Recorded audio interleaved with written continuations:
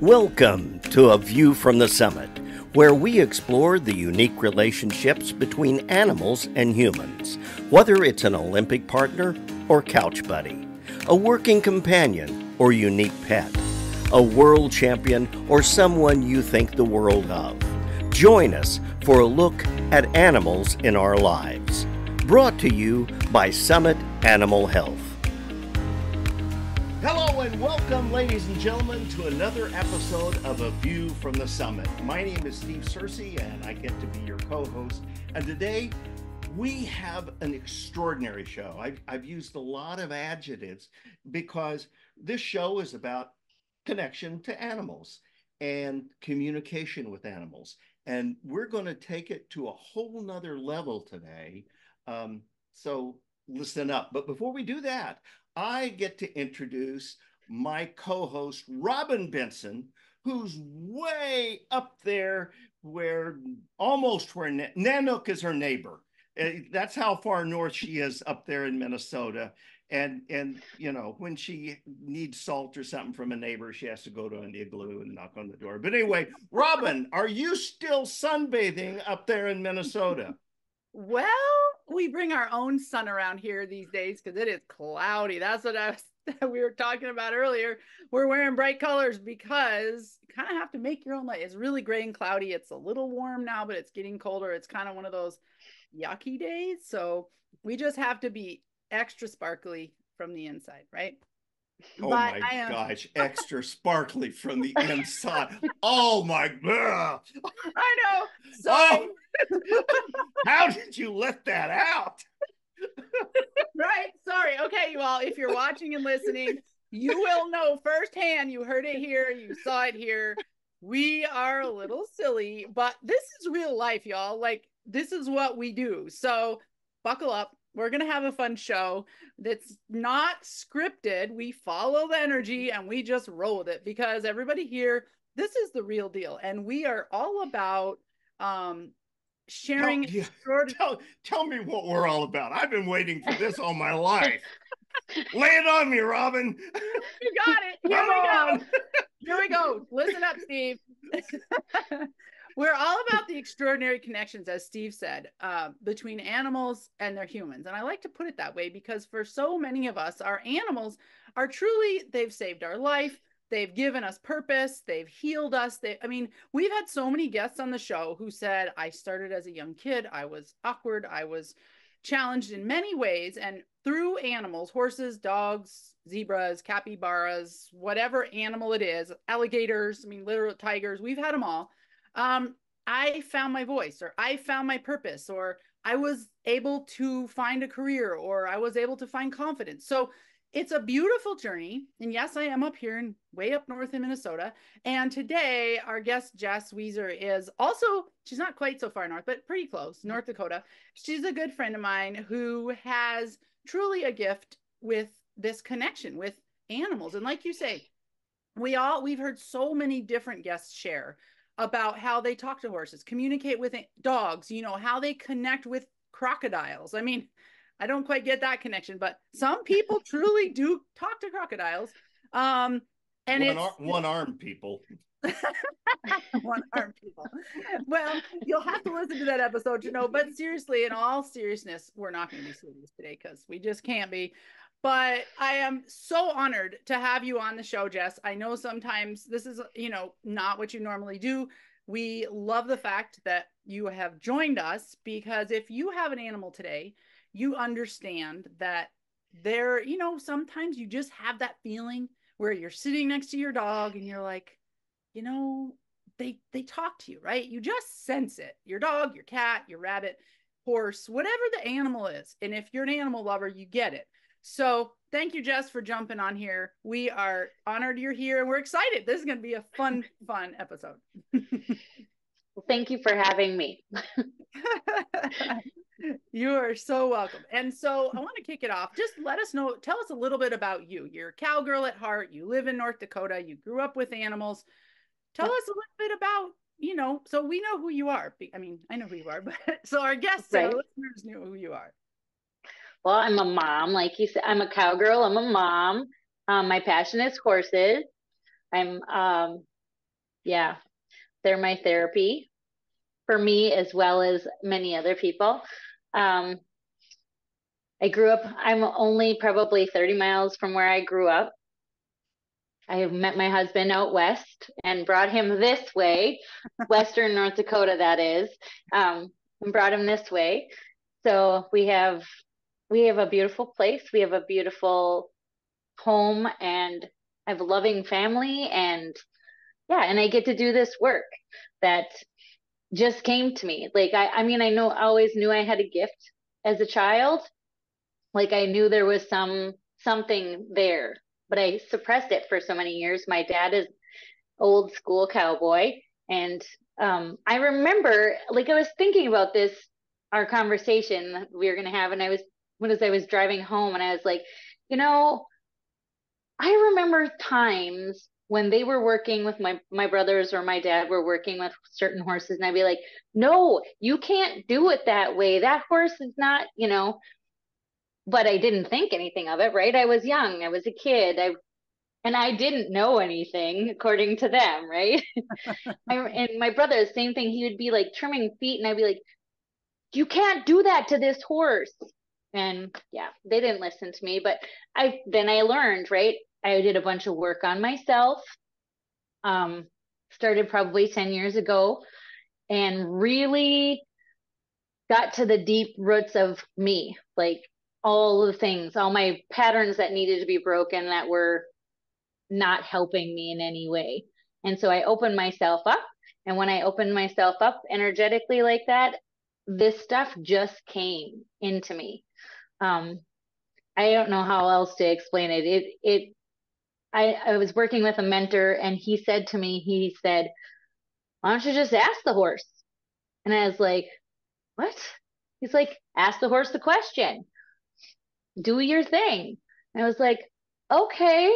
And so then from then on, it was like it opened a whole window, and I actually can hear voices now.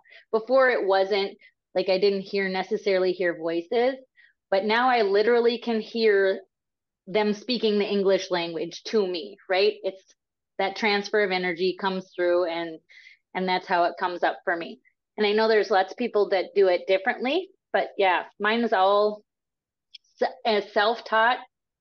I went to equine massage school, probably 20 years ago. And that lady, I remember specifically that lady telling me, "You worked on my three horses, and they've all been abused, and they don't just let people in, and you've got a gift." And I thought, oh yeah, that's great. Ha ha ha. You know? And then now I get it. Now I'm like, oh yeah, she knew something else was there too that I hadn't uncovered yet and wasn't ready to see yet. So that's that's how it all started. Just Was it the first time you heard a voice from a horse? Was it startling? Did you go, whoa? um, I don't know. It was like second nature. By that Yeah. time I had done the work, and it was like, oh yeah, now this is happening. Because that's happened to me a lot, like where I'll be working on things on myself, and then something will happen and be like, yep, okay, yep, bring it. Just keep bringing it. And I know this gift came from God. Like this is a gift from God, and I am very, very um aware of that, right? And I thank him daily. And he, yeah, he speaks to me through them, right? So yeah, So it was second nature. so you've been talking about you had to work on yourself first. What does that mean? Mhm. What So I went through a group called the Originators. It's two sisters, and I started doing self work through them. So we started by balancing emotions, and which I do to the animals, like I can balance their emotions. Um, so we started balancing our own emotions, and then opening up ourselves and like digging into, like I did a class called Deprogram, where you deprogram all those patterns that maybe were passed down to you from your parents, or you know generations back, or things that you have made up in your head that you think are truth, and just started decoding those and breaking those patterns down. And so that's the kind of work I did. And then you keep doing it, right? Like now that I'm this deep, you just keep going deeper. You just keep going deeper. And you're like, oh, it's almost like an addiction too. You're like, okay, I can't stop now. I got to go further. There's more here. And I'm aware, like there is more coming down the pipe. Sometimes you hit the pause button just because life gets in the way, right? And we're human. But continuing to do the work is just going to keep opening up other doors and other avenues. And other things are going to come around that you weren't expecting. So we love stories, but before we get into a bunch of really cool stories, how did your family respond when you started really owning this gift and acting on it and doing it and using it and making it your profession to help others, other horses, applying it to the horses? So my husband has always been a huge sport. He never questioned me once. He doesn't understand it, but he doesn't question it because he's seen it. Like he's seen it in action, right? And same with my son is gifted. There is something energetically there. He's not ready to see it yet, so it'll show up when it needs to show up. Actually, the brother I thought was going to be a little bit harder because he's a little bit more hard himself, right? His exterior shell is harder. He believes in me 110%. And the other brother is a skeptic. Although I showed him, I worked on one of his horses and he saw the transformation, he saw the change, and he was like, okay, I believe you now. And the last person was my dad. Like I was nervous to even talk about it in front of him. I didn't talk about it in front of him for quite a while. And then one day he point blank asked me, he was like, what is it that you really do? And I was like, well, okay, I'll be completely honest with you. I said, I can communicate with animals. I said, I can talk to them. I hear them talk to me. And yeah, I can help heal them and we can work together and to make them better. And he's like, really? He said, well, you have to be with them, right? And I'm like, nope, I just need a picture. I like to be with them because it's fun for me to see that. But he said, I just need a picture and a name and who they belong to, and then I can make that connection. And he's like scratching his head, like, oh, really? So he asks me every once in a while, how's it going? How's it going? Like, you have lots of, his thing is like, he was a salesman by trade and owned a carpet store. So like, he always thinks about the bottom dollar. And for me, that's not what it's about. Or I wouldn't be doing this, right? Like, it's not about the money. I would do my work for free. I really would, because I get so much back out of it. In appreciation from the animal, from the person, the whole ball of wax, and the connections that I have, like meeting Robin. What a blessing that has been. And I have met numerous people that now I'm really close friends with because of this gift. And so that's been really beautiful. That's awesome. So like you say, there's the skeptics, and you are, and the cowboy world is kind of like, okay, whatever. And I know, like, when we first connected and you were going to come work on some of our horses, and I told my husband, and he's like, what? Yeah. He's like, yeah, okay, whatever. And he saw it, and I want to share this story real quickly, or you can share it. But from our end, it was like, wow. So our niece connected us, and she had a horse that we had bought from her. And this horse, Jess, you had worked on the horse at her house. And then several months later, so you knew the horse, but here you hadn't ever been to our place or worked on anything of ours. But my niece was like, if you guys don't mind, I can have my friend Jess help him, because his jaw, he had a tooth, a cap. He was a 3-year-old, coming 3-year-old. He had a cap that was wedged in his gums. So his whole jaw had gotten twisted. Like the lower jaw was literally this far off to one side because of the pressure from the cap. So we had his teeth worked on and the cap pulled out and his teeth were better, but his jaw was still out of whack, which obviously isn't good when you go to train one and ride one. And I like to eliminate all the problems. So my niece was like, well, you know, I can have Jess fix him. And I'm like, well, when's she going to come? She's like, she doesn't have to. And I'm like, okay. And I believe faster. And Al was like, whatever. I don't care. Whatever you girls want to do. I'm like, okay. Well, I told Carla, I said, just have her work on him, whatever she needs to do. I don't know. I'm open. And so I don't know. It was like a week later, I get a text from our niece and she said, go out and she said, Jess touched base with him last night. So I ran out right then to check him in the pasture.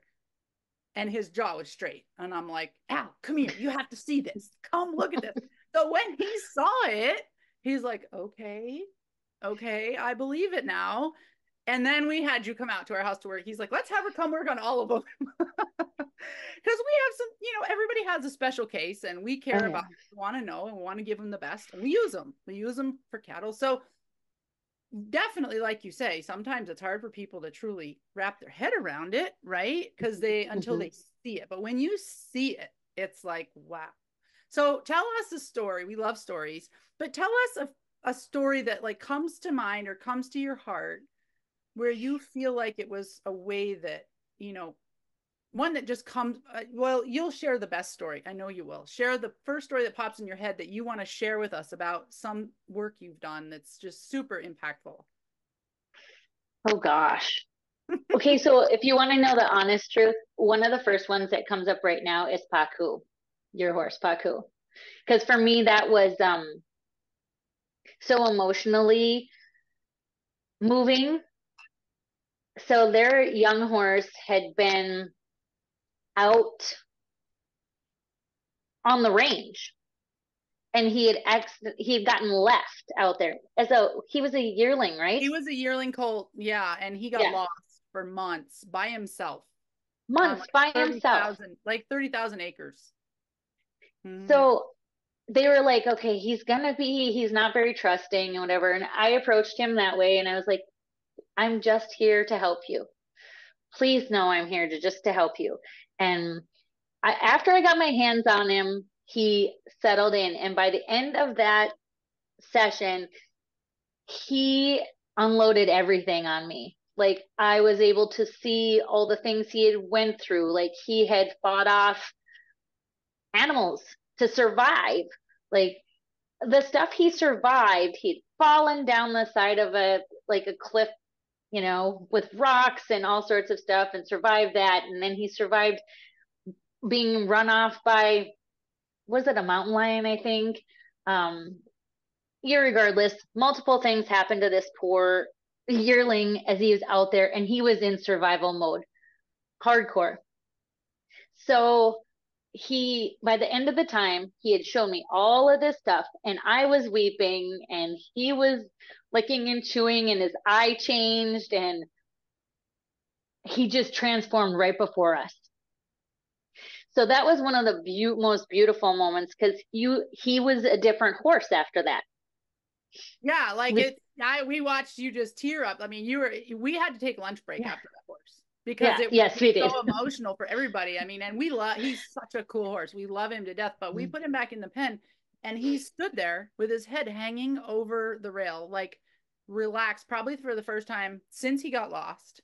His ears were like, and his eyes were like this much wider and all the wrinkles were gone. It was unreal. And he's been a different horse literally since that day.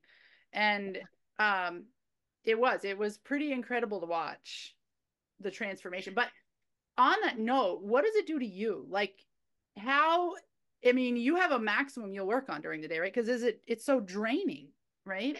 It used to be real hard for me to work on, like I would take everything in. So just a little side story. I used to go to this place. It was a big barrel race. They had a series and I would walk into that building and I would be like my body would just be vibrating And I would go home after that weekend of barrel racing there, and I would just have to sleep like the whole next day. And that was before I knew how to like keep that stuff at bay, right? Not take everything in.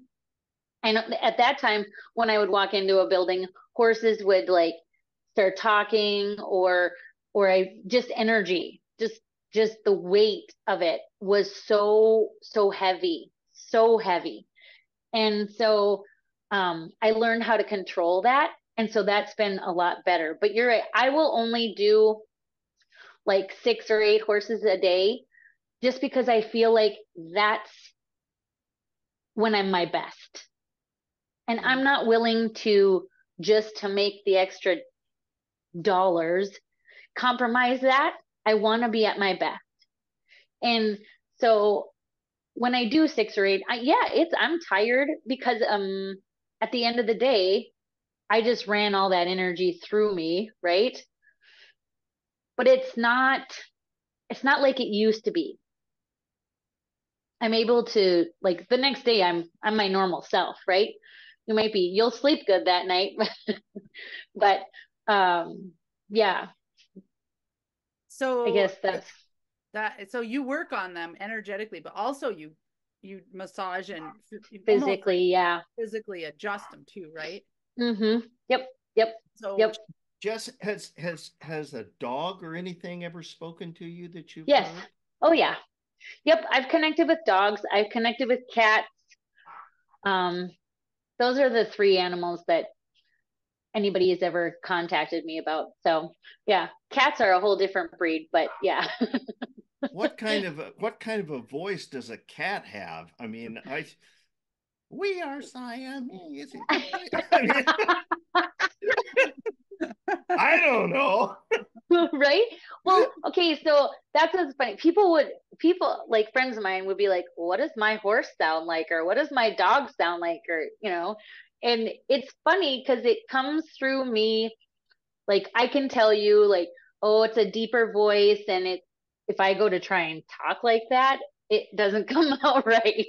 But so they all have, like, you might think a cat's always like got that high pitch, but they don't. Like I've talked to a cat it was a very like,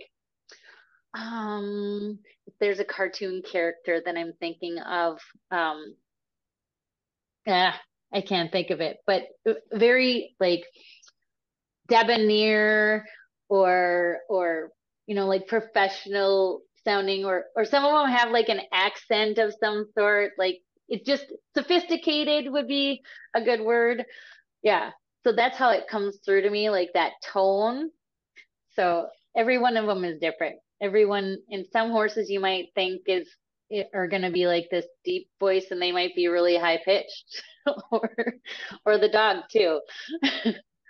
So do all the horses open up to you? I mean, obviously you're channeling your energy and you've done the work, but some of the horses Mm-hmm. have been through a lot themselves and they haven't done the work. So how do you approach that? So sometimes it takes more than one time, right, to make that connection deep enough where you can really, really help them.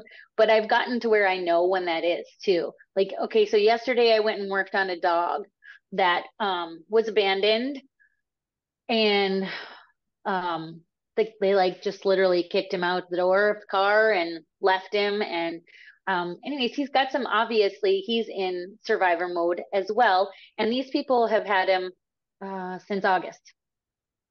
And he has randomly attacked other dogs and growled at people. And I'm like, okay. And so she explained to me the situation. I'm like, okay, he's not, like, he's just in survival mode, and he's protecting.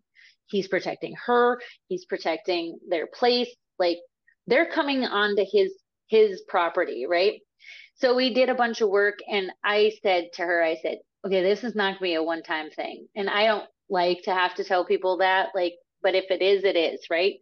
Um, and so I actually got further into him than I thought I was going to. And he brought me to tears too. A lot of times that doesn't happen anymore, but yeah, he brought me to tears too. And I got to see, like, there were kids and they were pulling on his tail. And then when they kicked him out of the car door, I just was devastated for him.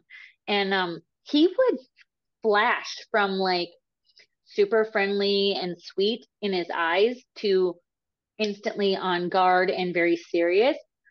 In fact, I had to sit there. I sat there on the floor with him so that he felt safe, and I let him come like right up to me. And he would wag his tail, and then I would put my hand on him, and if the energy got too much, he would growl. Not raise his lips, nothing, just a little growl. And I'm like, buddy, it's okay. You're safe. I'm not going to hurt you. And I trust you. And so he did that multiple times. And then he would go back, and then he'd come back, and then he was submissive. He would lay on his back and let me scratch his belly.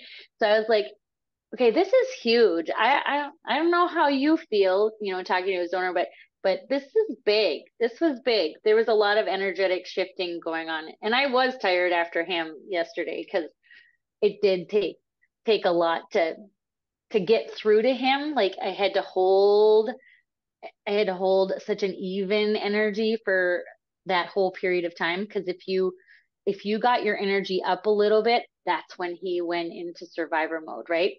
So I'm trying to help her work through those behavioral issues with him. So I balanced his emotions, and we started there, and he let me do that. And so, yeah.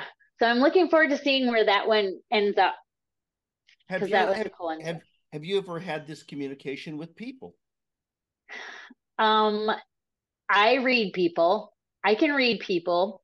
They don't necessarily like it doesn't come across the same way, but I can read if they're trustworthy. I can, you know, my spidey sense will go off like a radar, like immediately if I know that, oh, I'm not going to get involved with that person, right? They're not. Obvious you made an exception today. Oh yeah. I was real worried about you. Yeah. Okay, Robin, but it's breaking a rule. It's breaking a rule. Right? Yep. Exactly. So have you, I mean, you focus on horses, but yep. Do you kind of just go where people need you, or do you focus on performance horses, or have people from rescues asked you to help them with transitioning their horses? No. Kind of all of it? I would do it all. I am literally just here, and I only word of mouth, guys. I'm a terrible advertiser, and I just don't feel like that's not me. So I don't do that. Right. So it's all word of mouth. So people, I feel like they'll come to me when they need me. They'll find their way to me, or I'll find my way to them. So yeah, I have not had to work on any rescue horses. I would be totally up for that. I mean, we've had our own horses here that have come and have been basket cases and different things, but yeah, that would be cool.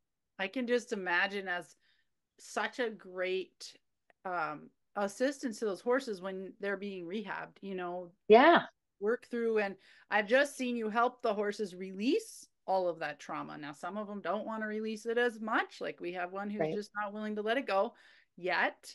But you know, if what a help that would be to the horses and to the people that have them, right? I mean, just thinking, we get some people, we've had some guests on the show who have horse rescues, you know, and just thinking about all of that and what a next level benefit it could be, really to help the horse have a better life, you know, later. Absolutely. And fit with the right people.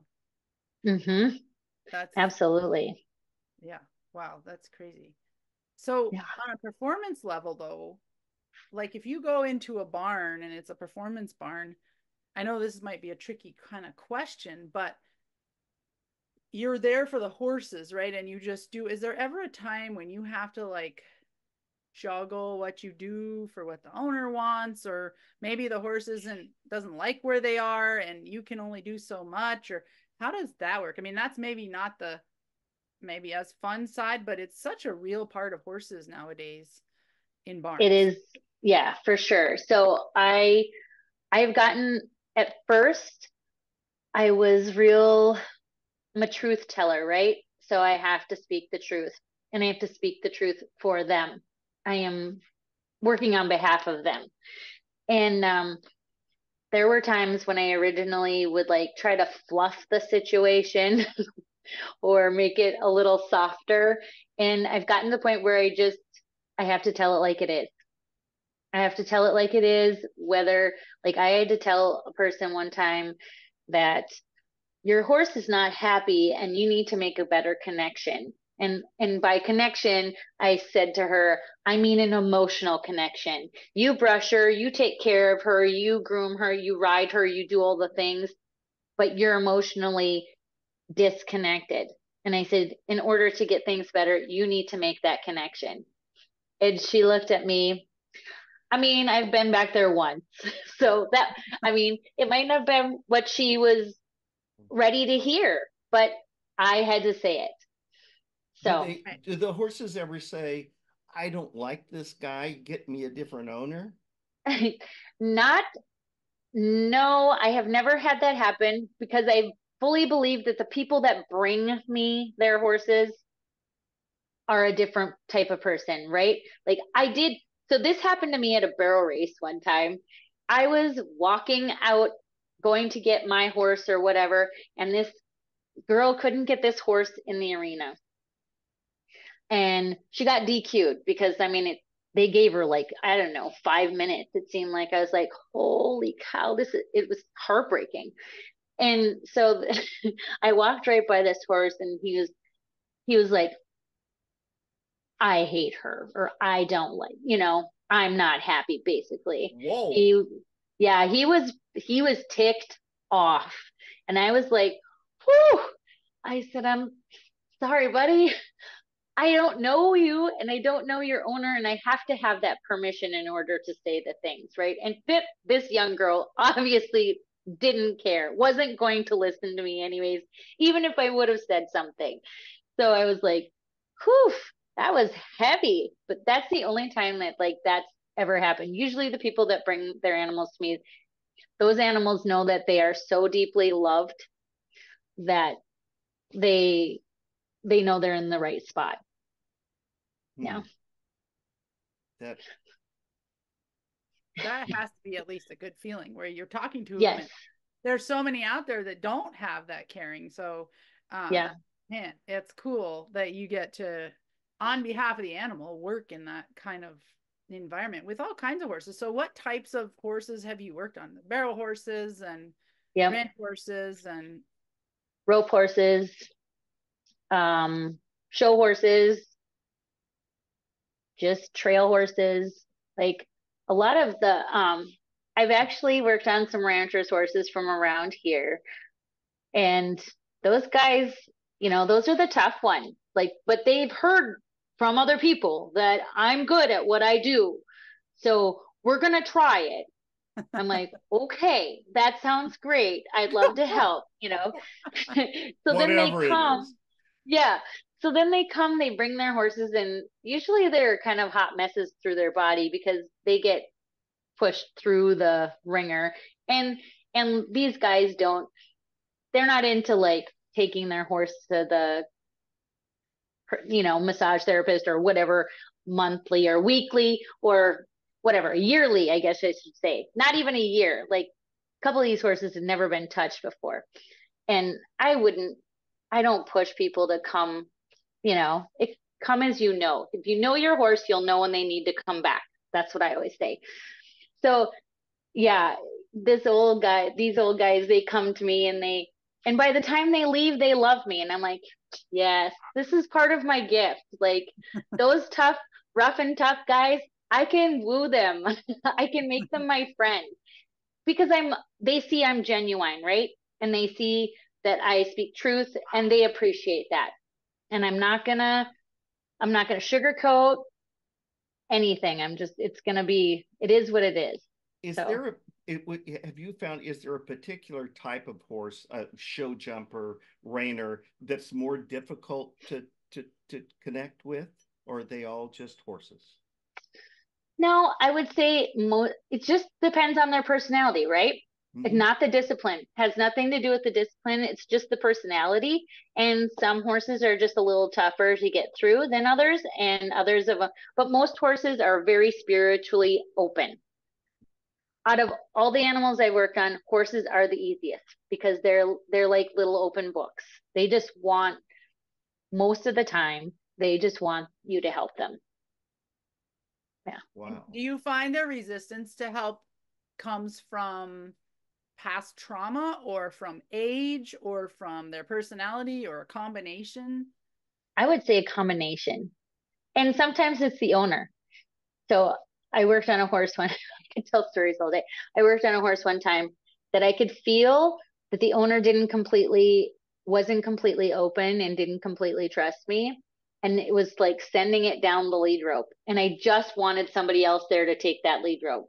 Like, that was when I first started. And now I would say, let me take the horse, or why don't you just walk away? Because I can't help if you're stopping it at the end of the lead rope there, you know? And some horses, they have that deep of a connection with their owners, right? Some of them don't, but yeah, this particular horse did. Tell us another story. These are too good. Tell me a story. I won't go to sleep, I promise. Okay. He doesn't snore that loud. Okay, this one's way from early on, and it's I don't even know if I've told you, Robin. This one is a little bit, this will really tip the scale for you. So I was at a facility working on a horse. It was actually doing a demonstration. And I was working through this horse, and I got to this spot, and I was moving my hands, and I was like, what is happening? This horse started like sweating and like then shaking, like it was cold, shivering. And the owner was like, what's going on there? I'm like, it's okay. We just need to move this spot, just keep working, and we're gonna move that on out. And it took a while, but I got there, and then I left, and I was like, what in the world just happened? So I called my mentor, Carl, and I was like, what did I just do? And he's like, oh, you just took a demon out of that horse. I'm like, what are you talking about? Like, no, no way. Like, he's like, nope, that's what you did. You removed a dark entity from that horse, and good job. You were able to do it and flush it out, and the horse will be better because of it. So that's something, that one's harder for me to talk about. I'm proud of it because I'm like, holy crap, I did that. That's awesome. No, you have told me that. That's awesome. Yeah. Yeah. Since then, it's happened a couple of times. It's not very often. And it's not like they're like possessed or anything like that. This horse was totally fine. She just had a lot of anxiety and some nervousness. And it was just weird how I could just feel this entity just moving and moving and moving and moving with my hands. And I was finally able to get it out of her body. So, yeah. And then after that, was she a lot better, a lot more relaxed? Yeah. Yeah. Yep. That's yes. So cool. That is so yeah. cool. Okay, so my dog, I've got rescue dogs. My rescue dog, Joe. Yep. Joe's right here.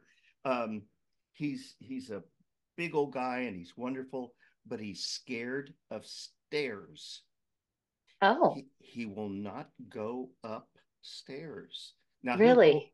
He'll go up the porch, like the 4 or 5, but like I want him to sleep in bed with me. He's a great big guy that would just be wonderful. He stands at the bottom and whines and cries. Oh. So yeah, so he's right there. Yeah. You'll have to show her, Joe, stand up and be seen. Joe, yeah. Joe, come here, Joe. Come here, Joe.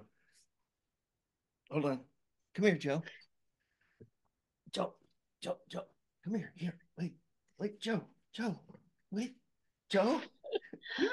Oh well, Joe. He's Joe. Like, now there he is. Joe. Oh, Joe, you're so handsome. Oh, he's wonderful. He is. Look at you. He is incredibly smart. I mean, Mm-hmm. he's he just thinks, but that and we tried. I thought, okay, we'll put some treats halfway up the steps, or Mm-hmm. my middle son tried to carry him up the steps, and oh my Lord, that was He yeah, lost his marbles, huh? he had lost his marbles. So Joe, talk to her, would you? So I understand. Say something, He Joe. might be shy on camera. Yeah.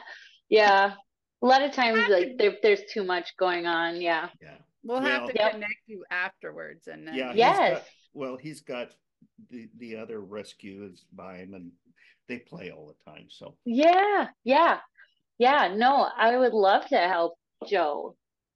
yeah. he's pretty cool. Yeah, and it's incredible like it once you connect to see. Do horses ever like call out like, "Hey, lady, over here"? I mean, do they sense that you can talk to, They, okay, so yes, they can sense that I can talk to them, but I have gotten really good at like if I'm not in a facility that I'm working on horses or doing the work, if I'm there participating or watching my son or whatever, I kind of like tune it out because otherwise I would be overwhelmed Mm-hmm. and that wasn't good. So I had to learn how to just if I'm asked, then it comes in. Do you ever work with horses that are dying? Yeah. Tell Yeah. me, tell me about that. So like just the other day, a horse had to be euthanized. And so they wanted me to connect with this horse and make sure that that horse knew that they loved her and that they were so happy they got to spend the time with her. They're sorry that that time got cut short. She was only 5. So she was young and she had a freak accident and fractured her hock in multiple places. So there was no, and they had asked, do you think there's a way you could be okay again? And she said she would try, but she was in a lot of pain. And at the end of the day, she was like, I'm in a lot of pain and I just don't see how, you know? So that, and I've had to tell people like they've called about their dogs. Can you tell me if my dog is ready? Sure, sure, yes, I can do that. So then you connect with the animal and they're like, I'm ready when they're ready, right? And a lot of times it is the owner that they're holding on for. Um, Another friend of mine, well, because they all become friends, right? She had a dog. She had me check in a year ago. She had seizures and whatnot. And I said, well, she's ready to go when your husband's ready to let her go. And they just put her down a year later. She hung on for another year. She recovered from those seizures. She got better where she wasn't going potty everywhere. Um, but she had another seizure here like 2 weeks ago, and it was bad enough where she wasn't coming out of this one, and he knew it, and he still wasn't okay, but he had to be okay. But she held on for a year, and she That's said whenever. unbelievable. Yeah, That's it's unbelievable. crazy what they will do for us. They will, ah, yeah, it's crazy what they will do. Wow. That is unbelievable. Man, Yeah, I'm feeling it too. yeah. So, That was Katie's dog, by the way. oh, for real? Oh Hmm. my gosh. I Yeah, saw that her dog had just passed, but I didn't realize. Wow. yeah, That's amazing. That's wow.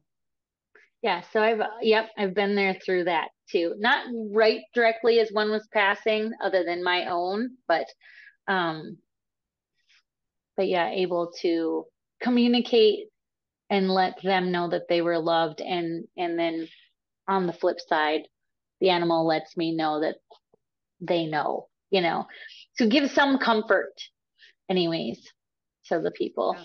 Wow. That's incredible.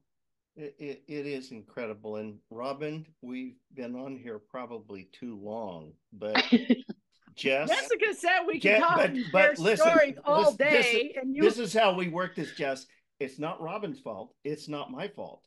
It's your fault for being so darn interested. You haven't started snoring yet, Steve. So we can right? Story. It's your fault for being so interesting and having such wonderful stories and such a great gift. We're just gonna have you back on the show. That's all. That's the way. Okay. This was amazing. Wow. You know me. I'm just like, holy cow, goosebumps over here.